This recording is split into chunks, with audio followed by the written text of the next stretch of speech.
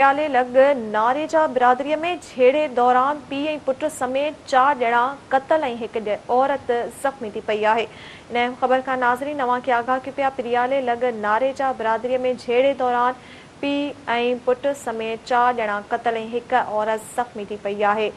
नाज़रीन नवां के ॿुधाईंदासीं प्याले लग नारेजा बिरादरी में झेड़े दौरान पी ऐं पुट समेत 4 ॼणा क़तल ऐं हिक औरत ज़ख़्मी थी पई आहे।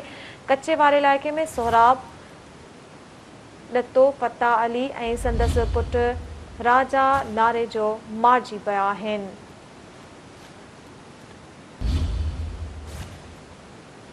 नाज़रीन कच्चे वारे इलाइक़े में सोहराब लतो फता अली ऐं संदसि पुट राजा नारे जो मारिजी विया। प्याले लग नारेजा बिरादरीअ में झेड़े दौरान पी ऐं पुट समेत 4 ॼणा क़तल ऐं हिक औरत ज़ख़्मी थी पई आहे।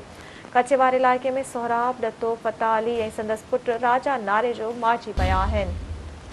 इन अहम ख़बर खां नाज़रीन नवां के आगाह कयूं पिया प्याले लग नारेजा बिरादरी में झेड़े दौरान पी ऐं पुट समेत 4 ॼणा क़तल ऐं हिक औरत ज़ख़्मी थी पई आहे।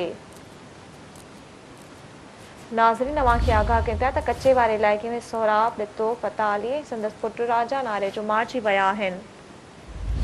अहम ख़बर खां नवां के आगाह कयूं पिया प्याले लग नारेजा बिरादरी में झेड़े दौरान पी ऐं पुट समेत 4 ॼणा क़तल ऐं हिक औरत ज़ख़्मी थी पई आहे। कच्चे वारे इलाइक़े में सोहराब लतो फता अली ऐं संदसि पुट राजा नारे जो मारिजी विया। इन जा तफ़सील मालूम कंदासीं। टेलीफोन लाइन ते असांखे जॉइन कयो आहे सिंध टीवी न्यूज़ जे रिपोर्टर सईद चनो। जी सईद चनो, कहिड़ा तफ़सील आहिनि?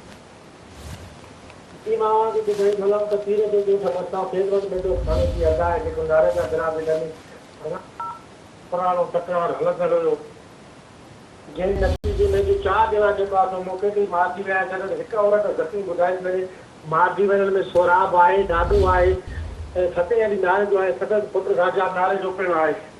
जॾहिं त हिन वक़्तु बि इलाइक़े में वॾी फायरिंग शदीद हथियारनि सां हली रही आहे। जॾहिं त इलाइक़े में ख़ौफ़नाक सूरत आहे। जेके मारजी विया आहिनि उन्हनि जा लाश पोस्टमार्टम लाइ पीरगुड़ो इस्पताल हंधा वञनि था। जी महिरबानी सईद चनो तफ़सील ॾियण लाइ।